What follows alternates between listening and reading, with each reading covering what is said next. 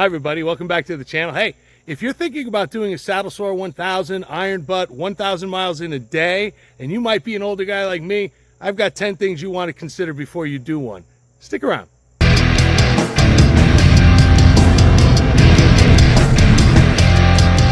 But really what I wanted to talk to you guys about is what I mentioned right there in the intro. I've got 10 things if you intend to do an iron butt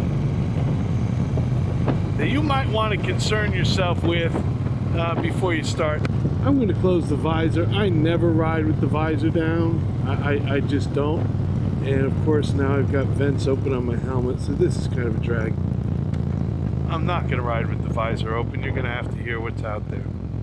So I rode from Seymour, Connecticut to Milwaukee, Wisconsin, from the gas station from which I started to the Pfisterhotel in downtown Milwaukee was just about 996 miles or so.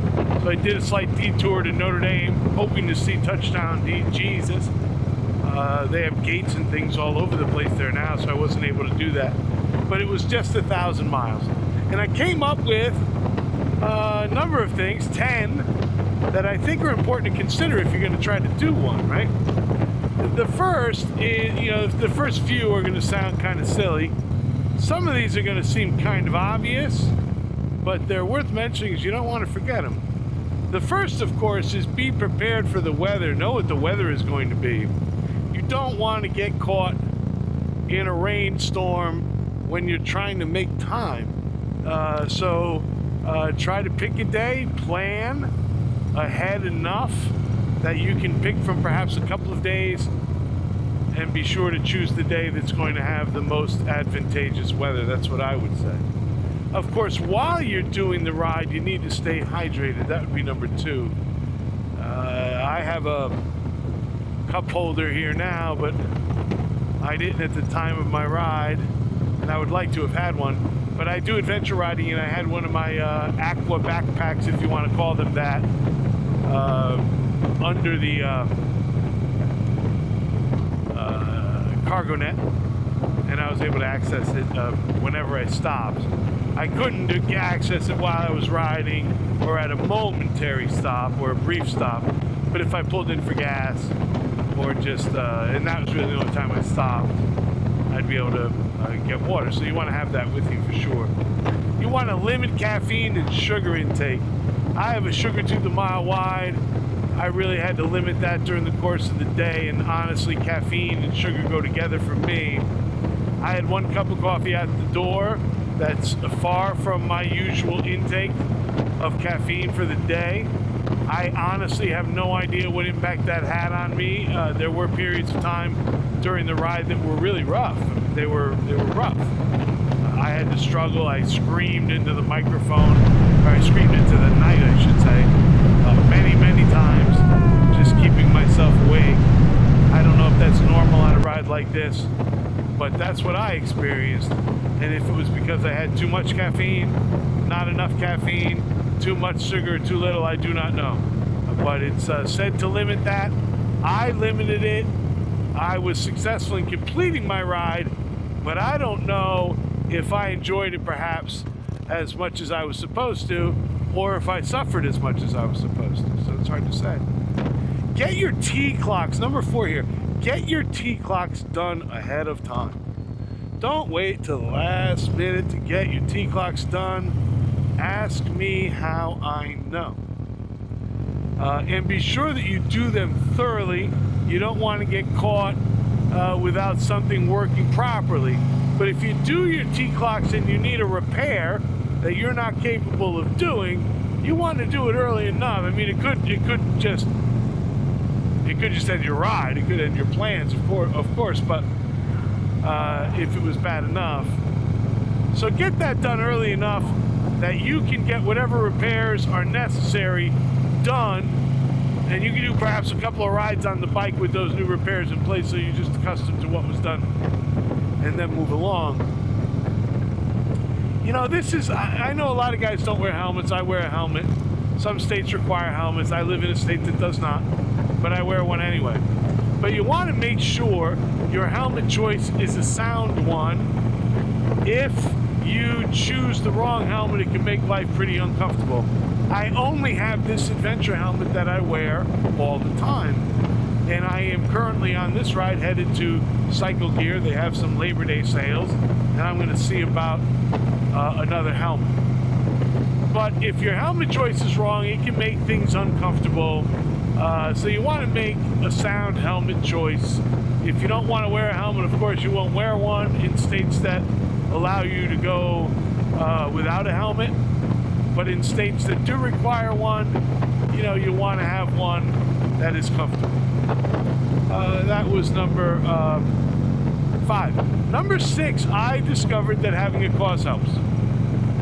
I was riding for a friend of mine just died of cancer. I was trying to raise money for the American Cancer Society. There is a link to that in the description.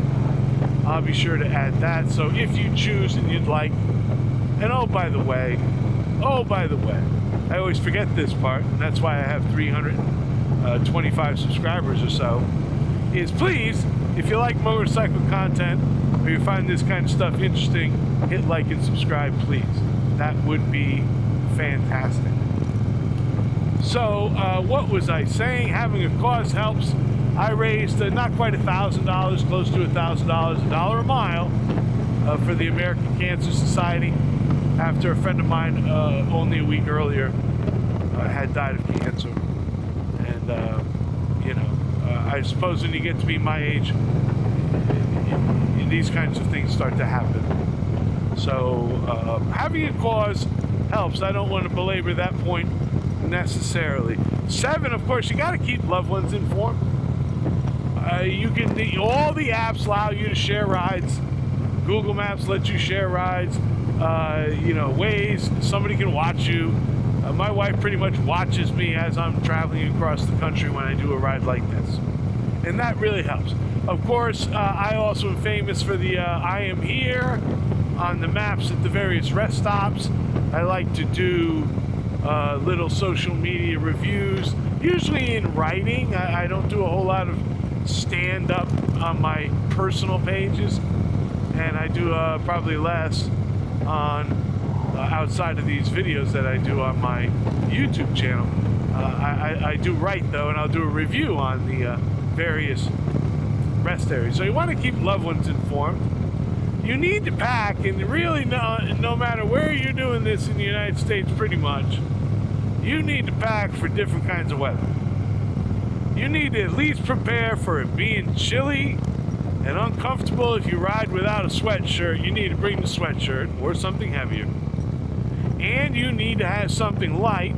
I wear a mesh jacket 90% of the time I ride in the summer. There are those rare occasions coming home from Pittsburgh, parts of this particular ride, this Iron Butt ride, where I did not wear the jacket. I simply wore a shirt. Normally that's on the interstate, right? 9, don't make any last minute changes to the bike. That's not a good idea. If you're going to make adjustments to the bike, something as simple as a cup holder could cause you some significant trouble. I was trying to install the cup holder. I got mixed up about which side it was supposed to go on, whether it should be upside down or right side up. So I ended up installing it once on one side and twice on the other side. And in the one time that I installed it on the right side, I must have finagled something enough that a short in the light sensor caused the cruise control to go out, which I didn't realize until I was out of Connecticut and about an hour into New York State, where, things start to get a little rural on the interstate, and I had a little elbow room. And I thought I'd pump up the volume a little bit, hit cruise control, and rock and roll for a while. And I went to hit cruise control, and it was not there. And this was all because I tried to put a cup holder on my handlebars up by my switch housing. And I made a goof somehow without even knowing it. Didn't affect how the bike rode. And all of a sudden, here I am, and I've got no cruise control, and I've got 900 miles ahead of me over the next, 18 hours or so. So you want to make sure that you do, if your bike's in good working order, let it be. After your T-clocks are done, let it be. Don't go messing with it. It'll make for a much nicer ride. You can do all the changes you want afterwards. Number 10, guess what? Number 10 I'm going to leave to you, because this is another thing I haven't done on my channel very well, is in the comments, what did I miss? What other thing should one concern themselves with when doing an iron butt saddle sore 1000, the 1,000 miles in 24 hours? I gave you 9 things, right? Be aware of the weather, stay hydrated, limit your caffeine and sugar intake, get your T-clocks done early, be aware of your helmet choice. I said having a cause helps. Keep loved ones informed. Pack for a wide range of temperatures. Don't make any last changes to your bike. And if you were going to give me a 10th, what would it be? In the comments, let me know. What did I not mention that you would have brought up if you had a list of 10 things to be concerned with when you went out and did your Iron Butt 1000? If you've gotten this far, thank you for sticking with me on my very first moto vlog. I really appreciate it. And I'm off to buy a helmet. We'll probably meet there in another video. Hit like and subscribe, share, give me a comment. This is the Two Wheel Boomer. Thanks for tuning in. Until next time, peace.